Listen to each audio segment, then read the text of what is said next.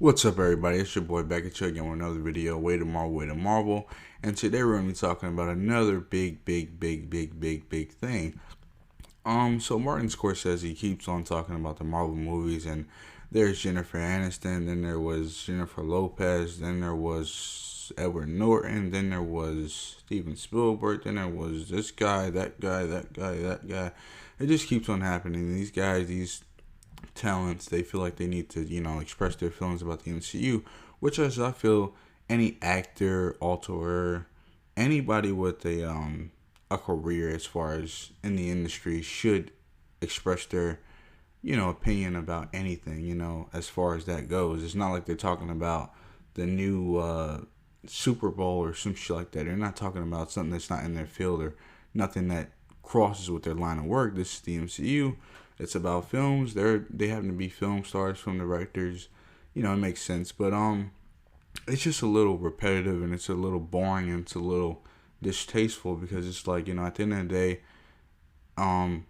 these guys they talk about the MCU like it's something light, and I'm not the biggest MCU advocate, you should know, but it's not a light thing. The MCU is the backbone, is the pillar of the fucking industry right now. The film industry is nothing without the MCU, and cinema doesn't survive without the MCU. Without Disney making the money to fucking feed the system, to feed the industry, it bombed. And I'll tell you right now, man, you go to my local theater, nobody's there. Nobody's there, Yeah, Joker just came out. They came out to see Joker, and then those other shitty films, those other films that people don't give a fuck about, those films that aren't big blockbusters, that don't have a bunch of stupid CGI in it, and this and that and that and that, and people, if it's not trending, why would people watch it?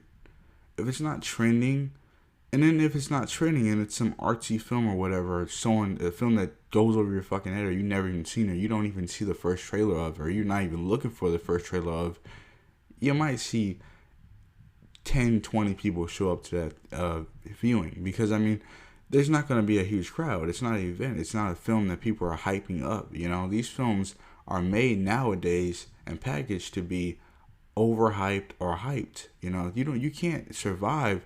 A film doesn't survive without that. It just becomes a flop. And yeah, you can keep making films. Martin Scorsese, he's a great. I don't think that anybody can detract from what he's done, and nothing can really succumb to what he's done. This he's amazing. He made Shutter Island, he made fucking Godfather, he made Goodfellas. Those are like three of my best. Those are my top five. If not top 10. Goodfellas is my number one film. Godfather's is up there too. Godfather's 2. This guy is great. So there's nothing that you can really say that about his career that doesn't show his opinion. And the MCU, they're not films in the sense of they really grasp what cinema really meant as far as the art form goes and the art essence goes, Even though, when you really do think about it, the MCU is an art form, because it's all entertainment, yeah. And then not only that, it uses technology. It's all about technology with the MCU. It's the same thing with Avatar. Avatar was something that was completely unachievable prior to, it was something that people looked at and were like, no, there's no way in hell you're gonna do that. And then it came out, and what did it do? It was on top of the fucking leaderboards, man.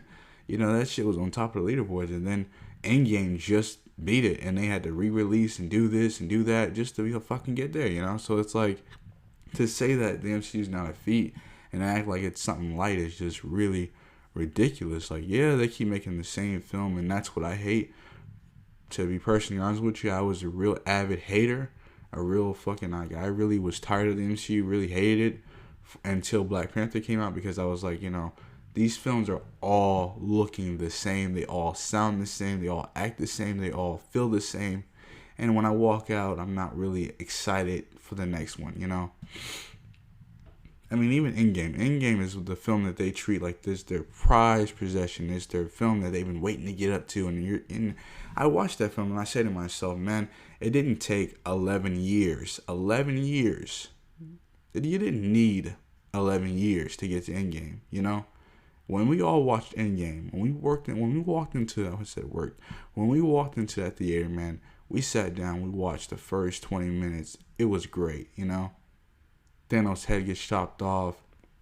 Stark comes back from space. He's all in Cap's face. He's like, "Where were you? You said we would do that together." That was an amazing scene. But when they start doing that time travel shit and doing this and that, I immediately said to myself, "Wow, this took 11 years.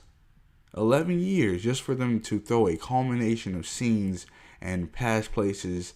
It was such a fucking cop out because it's like, for one, the Infinity Stones don't work that way in the comics, and it doesn't even work even on a film level because the point of the Infinity Stones is that they're fragments of our existence. They're the creation of life. They're the creation of all, And there were fragments, pieces of time. They all have a fucking, a damn title to them, like time, space, mind. I mean, all this shit, dude. And then he's like, "Oh, I reduced them to atoms. You can't get them back." Well, how does that work? Because the only way that works is that, and then he didn't even die from it. To find out that this dude was he was powerful enough to literally wipe out half of existence, and on top of that, reduce the stones to atoms and live with a couple of, like, a limp. That's it. It just doesn't make sense to me. That was stupid. And then they do the time travel and this and that. I mean, it's such a fucking cop out. It's like, that's what everybody does when they can't write themselves anymore. When they write themselves into a fucking corner, they do time travel or they do some shitty fucking season 9 like fucking Game of Thrones. I mean, what the fuck was that? I mean, I really gotta say, man, I love the first 20 minutes of Endgame and I love the last 20 minutes of Endgame. I saw Endgame 5 times in theater, majority of the times in IMAX 3D. And I had to for those last 20 minutes. I remember watching that film on the 5th time and saying to myself, "Man, this shit in the middle is so fucking boring. I'm really bored of this shit." But guess what? That ending, though, when that nigga says "on your left," yeah, I'm there for that, I'm here for that. I want to see that. Let's keep it going, That's why I said I agree with Scorsese, because it's like, man, back on topic. I agree with Scorsese because it's like, they aren't films. And to say that they are films is like a little ridiculous. It's like every one of those films, they mastered the formula and they keep reprinting, redoing, remaking the same film for the same results, And they have Rotten Tomatoes in their corner for the longest time, and everybody felt like, oh, if you call their bluff, if you think that someone's paying them, if you think that this is that, you're just a DC fan, or you're just an idiot, or you're just a DC shill, or some shit like that. And now people have woke up since Captain Marvel has came out. Now people want to say Rotten Tomatoes is bad. Rotten Tomatoes is bad because they're okay with the agenda. It's like, dumbass, they've always been paid.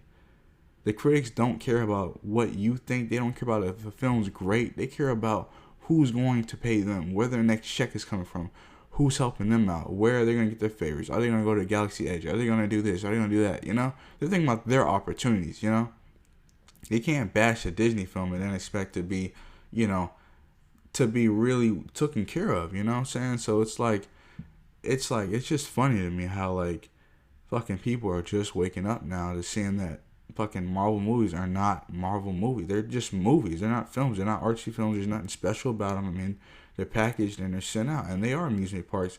But I do not agree with that as far as in the sense of, these films are special and they're nothing light, Without them, what would you have right now? What would you have, like 5 or 10 fucking action films? People are bored of those 10 fucking Medea films. People don't want to see this man dressed up as a fucking female again, Old lady. I don't want to see a stupid Bayformers. I don't want to see that shit. It's garbage. Fast and Furious. It's trash. We don't want to see that shit. It's fucking horrible. I would even say half of the blockbusters that they do try to put out that are new IPs are even shittier because they're like, you're just watching them and you're like, well, this is nothing new. This is another shit show. But instead, this time, of it being a comic movie, it's this film that I don't give a fuck. It's Rampage or some shit. It's like, what the fuck is this? A video game movie? That's boring, And then Assassin's Creed, they try to do that stuff. It's boring, The only film I would say that's a blockbuster and that's really good and that I would take over any MC movie is Alita Battle Angel. I love that fucking film, and I really wish that they would put more anime films out that are good. You know what I'm saying? More manga films that are good. But they just don't have that talent. They don't have the power. They don't have enough money to do everybody's face that way. It's impossible. It looks ridiculous. And then it's like the medium, the art form is very much that specific art form. You can't really change it and interchange. It's kind of hard. But they've done it with Alita, and even in those aspects and in those grounds, they had to neuter a lot of that shit and take stuff out and do this and switch this up. So. And they do that with comic book movies all the time. I mean, Kamala Khan is being fucking forced into our face, Bruce not being strong, him having a fucking brace is being forced into our face. Iron Man being the fucking the title character of the MCU or the Marvel or Marvel period, forced into your damn face, down your throat. So they do it all the time. So Scorsese's right, but Scorsese's wrong because, the MCU has a lot of technological advances, and they really use and utilize technology and CGI and blue boxes and green boxes. I mean, that shit's cool. Like, that stuff is really amazing how they can do all that. And these actors are really putting on a performance because they're having to deal with just digital work. I mean, this is stuff that's not in front of them. This is stuff that they have to get used to. So, to say that they're not acting, and I think RDJ has acted in a couple of the films. Iron Man for one. I would say Iron Man Endgame he acted, but I think that was I don't want to say Endgame. I think Endgame. I think Infinity War, Iron Man, and Iron Man 3, Infinity War, and fucking Iron Man. Those were definitely his best performances, and I'll leave it there. That's my rambling. What do you guys think?